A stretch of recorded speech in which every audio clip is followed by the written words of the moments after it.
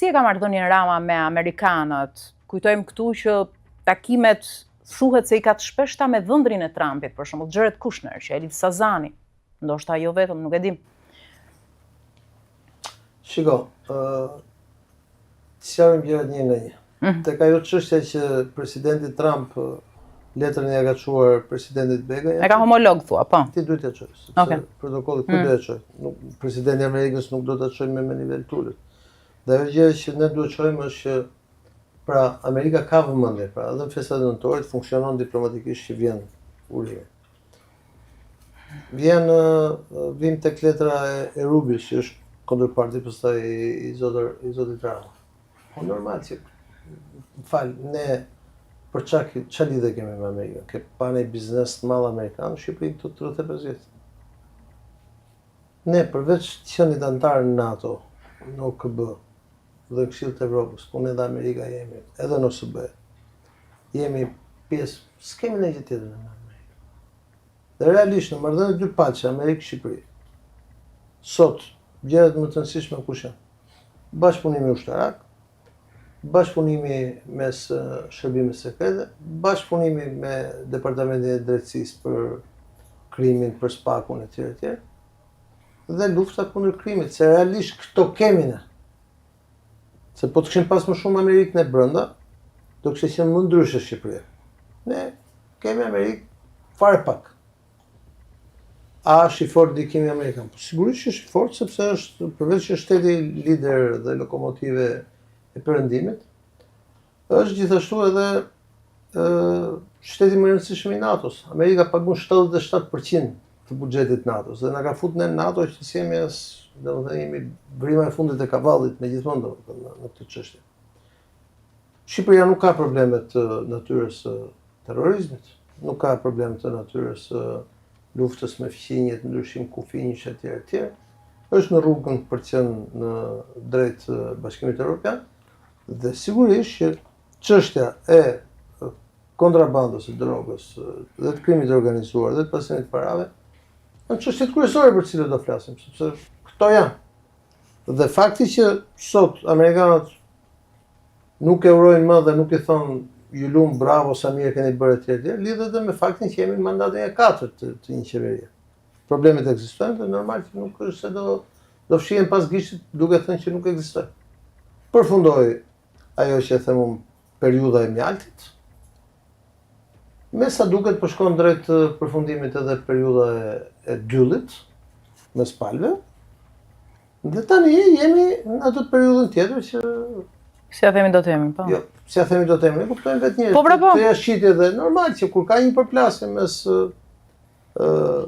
ekzekutivit, politikës, në fakt më shumë se ekzekutivit, politikës, sepse edhe opozita është me këtë, me prokurorinë speciale, apo me institucionet e sigurisë në vend, të cilat janë mbështetur dhe suportuar pra nga ky i ashtu quajtur aleati kryesor që kemi ne. Por jo vetëm ata, edhe Bashkimi Evropian, po edhe italianët po duam që i kemi fqinjë më të afërt. Këtë kam prioritet, sepse nuk e si kemi lënë ne vetes prioritet. Sektorët kryesorë të ekonomisë ne ja kemi dhënë oligarkëve tanë. Nuk ja kemi dhënë kapitalit të madh që të vi nga New Yorku, nga bursat, nga kompanitë e mëdha amerikane dhe ti kemi ne këtu. Jo. Që atëherë të thohet që po ekziston kujon dhe BlackRock, ekziston dhe kjo, arsye ekziston dhe kjo arsye dhe ne kemi ndërlidhje shumë fishta me amerikanët. Rubio thjesht ka bërë leximin e asaj që ne kemi Amerika, po de facto me Amerikën s'kemi asgjë. Dhe vetëm gjërat që na kanë ngel janë çështjet e krimit. Ky është prioritet. Po, s'më thej gjë për këto vizitat e shumë diskutuara, por që nuk dihet më shumë se kaq të Ramës në... Ai po përpiqet, duke qenë që ka shumë qartë që Shqipëria hyn tek vendet me rritje ekonomike jo të vogël në vitet e fundit, pak nga Covidi e kthej, por me prezencë shumë të ulët të investimeve të huaja. Dhe po përpiqet të thithë investime? Të thithë investimet e huaja, po nuk është kaq e lehtë. S'është e lehtë për shkak të nivelit të korrupsionit, s'është e lehtë për shkak të bllokimit të administratës, s'është e lehtë për shkak të situatës globale gjeopolitike, pra janë shumë gjëra të cilat nuk janë aq të lehta. Dhe ai po përpiqet dhe mirë bën që e bën këtë gjë. Thjesht çështja është që ka dhe sa gjëra tjera që duhen për këtë vend, dhe këto janë halli më i madh, domethënë, sepse pas një palëzjedhje ku ai mori 83 mandate ku përgjegjësia duhet të jetë maksimale se është fitoria më e thellë e mundshme ndonjëherë, ai nuk është se bëri një qeveri politike, ai bëri një qeveri teknike me sa njerëz, no face, no name, no number, cilët e njihte vetëm ai kur dion aty, dhe të gjitha ato figurat politike të Partisë Socialiste që edhe kanë drejtuar zgjedhjet e 2021-shit dhe 2025-shit, ti nuk je shef kabinet dhe nuk e shoqë normale, tani ç'a them, ky një punë duhet ta bëj. A vjen investimet e huaja? Ta shoh, deri tani nuk kanë ardhur. Po me dhëndrin e Trump, Jared Kushner, Sazani, Shiko, çfarë po ndodh? unë shpresoj që Sazani të bëhet dhe që grupi Aman të bëjë një hotel në Sazan, po deri tani jemi vetëm në nivel fjalësh. A do të ndodh?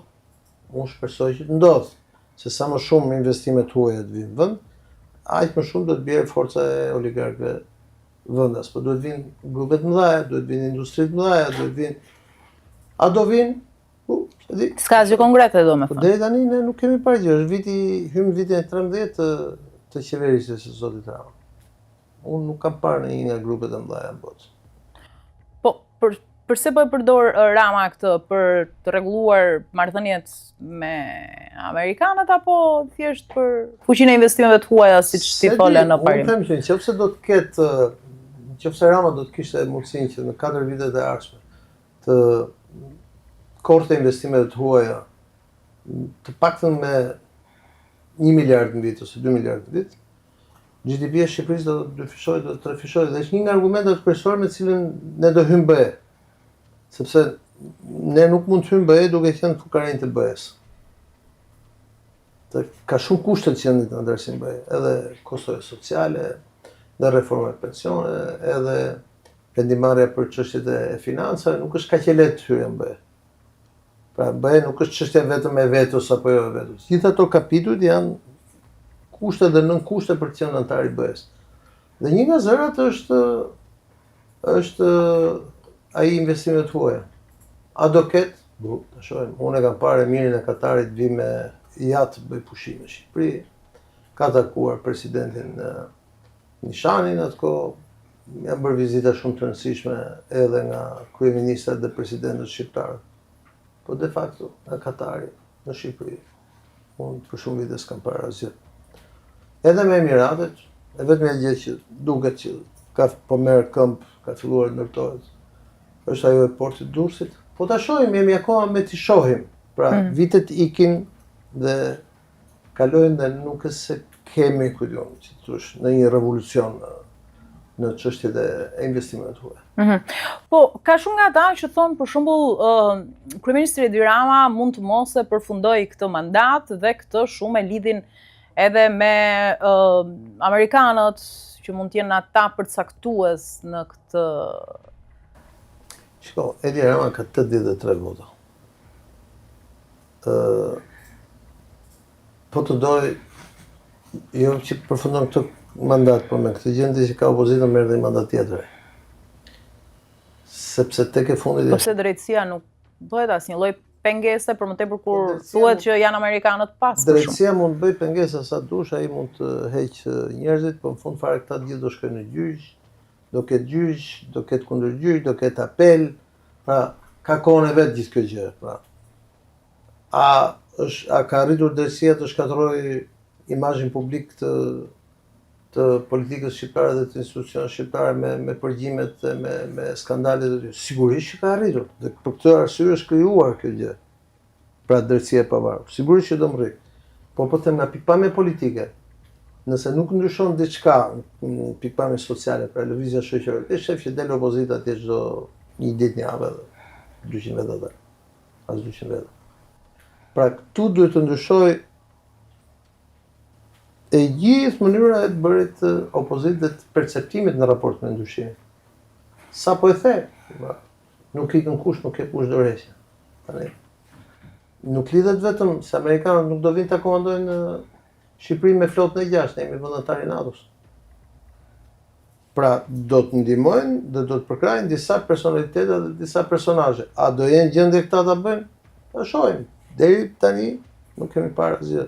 Deri tani kryetari vetëm i opozitës në Shqipëri është Altin Dumani. Pse e thua? Po s'është ai që ka goditur qeverinë më shumë se çdo kusht tjetër.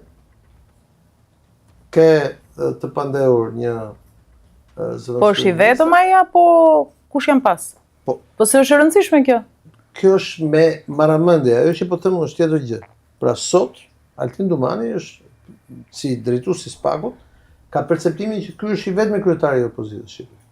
Ka goditur zëvendëskryeministrin në detyrë, ka goditur kryetarin e bashkisë në detyrë, cilin e ka në burg, ka goditur ish zëvendëskryeministrin i cili është arratisur, e një tufë madhe ministrësh, zyrtarësh, drejtorësh etj. etj.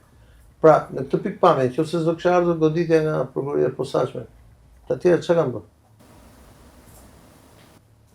A do kthehet mundësia që Altin Dumani kur të lërë zyrën e kryetarit të prokurorit të posaçëm dhe të kthehet në një prokuror normal të SPAK, një tarë të futet në politike, të krijojë një listë ku diu me mbështetje edhe amerikane, europiane e tjerë. Këtë unë nuk e di. Për momentin ne kemi këtë fotografi. Nuk ka investime të huaja, ka probleme, ka perceptim për probleme të rënda me korrupsionin, për perceptim me probleme të rënda me krimin, dhe ka një fuqi të jashtëzakonshme politike të majorancës pushtet. A është e mirë kjo për vendin? A është e mirë kjo për demokracinë? Mbetet për tu parë. Normalisht në vende normale 2 mandate shkon të shtëpia. Po ne jemi në situatë ku këtu edhe kryetari i opozitës, që sot është 82 vjeç, nuk lëviz nga vendi, dhe kryeministri që është 20 vjet më i ri nga ai nuk lëviz nga vendi, edhe kryetari i Federatës Ping-Pongut nuk lëviz nga vendi dhe i federatave tjera sportive, sepse në konceptin ton, kjo është një punë që ne nuk e bëjmë, dorëgjë, duhet vi dikush tjetër nga jashtë të na imponojë. Ka diçka që s'shkon. Po është reagimi publik është gati asgjë. Një pjesë e medias është kundër, një pjesë e medias është pro, po edhe media aty rrotullohet, domethënë.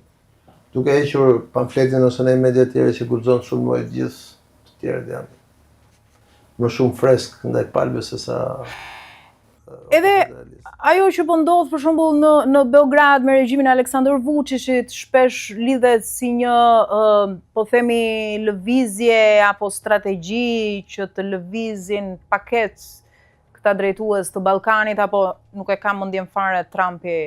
Shiko, se ç'ndodh me regjimet në Ballkan. Trumpi ka shumë halle. Ka pafund halle. Ai që iku përpara i la shumë halle në kulis. Dhe me ato po merret kryesisht. Pra që të përfundosh në për të qenë kryefjale e politikës jashtme amerikane, duhet të ndodhin shumë gjëra. Pra nuk është se Trumpi ka vëmendjen këtu. Çështja e Vučić është shumë e thjeshtë. Vučić u vu në 2 zjarre pasi filloi lufta në Ukrainë.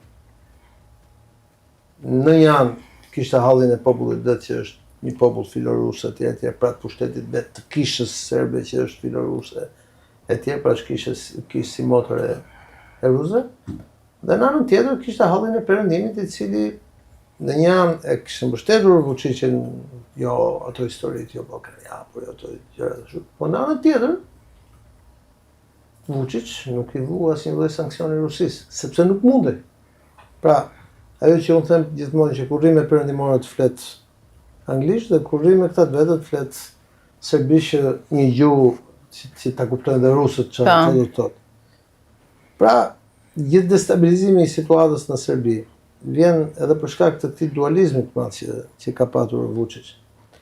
A mund të krahasohet kjo me situatën tek ne? Nuk e shoh. Do të thënë për momentin unë shoh që edhe për shkak të faktit që nuk ka funksionuar demokracia tek ne. Pra, kur nuk funksionon rotacioni, nuk funksionon demokracia. Atëherë vetëm gjë që mund ndodhi është që të ketë procese të brendshme. Kur ngelesh parë mik të jashtëm fillon lufta me armikun e brendshëm. Dhe këtu kjo do jetë sfida. Është aty Shqipërisë kanë hapur kapitujt e negociatave, që është një arritje jo e vogël, jo e rëndësishme, por hapja e kapitujve do të thotë edhe hapja e shumë dhimbje koke për shumë gjëra, sepse të bësh antar i BE-s do të thotë të dorëzosh suverenitet. Dhe kjo nuk shkon për shembull në arsyetimin që ka zoti Rama me çështjen Balluku me gjykatën kushtetuese. Ai thotë unë jam një pushtet sovran, dhe ata një pushtet sovran. Pushtetet nuk duhet t'i ndërhyjnë njëra tjetrët në palë. Në të vërtetë i ndërhyrë në këtë rast? Sa për... Më fal, kjo është një interpretim i gjykatës kushtetuese, unë bëj interpretimi politik të gjës. Çështja është që në momentin kur ti thua, pra ti si lider politik i vendit, që drejton vendin pasi ke marrë 83 mandate dhe je në mandatin tënd të katërt, ti thua që rruga jon është rruga drejt BE-s, rruga e vetme që kemi drejt BE-s, do të thotë që ti ke vendosur me vedi të lartë politike ta dorëzosh sovranitetin tënd. Dhe ku po e dorëzon sovranitetin?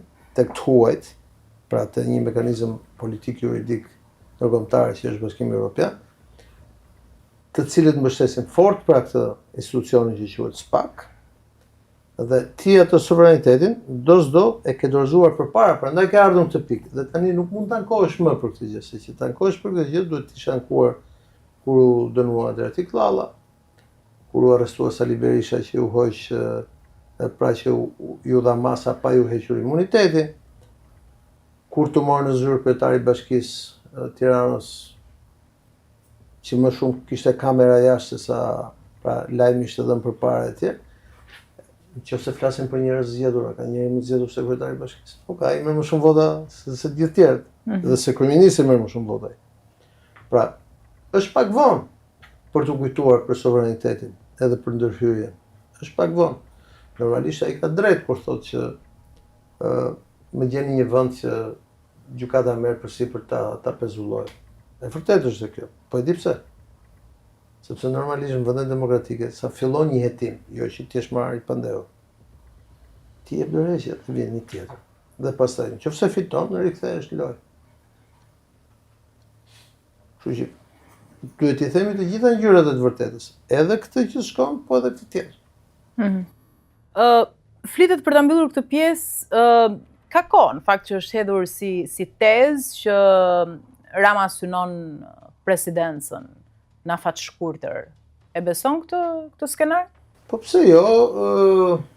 Ai ka bërë 4 mandate politike, është në mandate 4. E ka thënë vetë në një intervistë, mos gaboj, që në 2029 Shqipëria meriton dhe do të ketë një kryeministër grua, se di ka pas mendje. Që nuk kupton që ai vetë me vedije, presidenti ka dhe 1 vit e gjysmë mandat, për në 2027 do duhet zgjedhë një president të ri. Votat i ka, nëse ndryshon kushtetutën dhe çon me zgjedhje nga populli, ka dhe mundësinë që shkojmë. Pra, duhet ndryshoj kushtetuta që të fuqizohet presidenca, se me këto kompetenca që ka tani, s'besoj se ja ka ambicje. Presidenca fuqizohet, s'ka lidhje, ajo është një zyrë cilës forcën e jep fytyra dhe emri individit. Nuk ka lidhje me pushtetin që ka. Ka lidhje në fakt me imunitetin që ka dhe besueshmërinë që ka. Dhe pas 1 vit e gjysmë ne do duhet zgjedhën president. Dhe pse Rama mund të jetë një nga zgjedhjet më të mira për president. Kjo do të garantonte edhe rotacionin politik brenda llojit. A do të aspironte për një president nga populli? Do duhet ndryshonte kushtetuta. A e bën dot sot opozita të japi vota të Ramës për ndryshim kushtetute? Pse? Pse nuk të duket? Disa ligje ai mund të ndryshojë tani që është me 83-84. Po mund të jetë në interes të dyve kryesorëve. Pse nuk e beson ndryshimin e kushtetutës? Se di, sepse unë mendoj që opozita në ditën e sotshme është detyruar, për shkak pak numrave që ka marrë, të mos dëshmojë një bashkëpunim me këtë majorancë, sepse do psohet akoma më tepër dhe krijohet perceptimi që këta janë vetëm shtesë majorancës. Që është një akuzë e madhe që atyre i vjen nga... Nuk mendon se është pak vonë për këtë? Është shumë vonë, ke të drejtë, po të është qatë thëmë. Okay. Këtu kemi mbritur. Okay.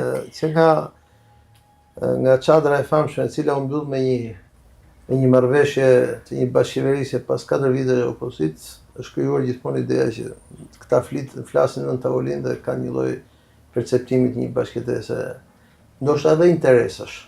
Ky është perceptimi i krijuar. Pastaj sa është e vërtetë, sa s'është e vërtetë është gjë tjetër, por e vërteta është që ka një perceptim që klasa politike po kalbet nga poshtë, mos është kalbur nga poshtë dhe ka nevojë për një rigjenerim të klasës politike, Sepse këta në fund fare bashkëpunojnë me njëri tjetër. Ky është perceptimi i krijuar.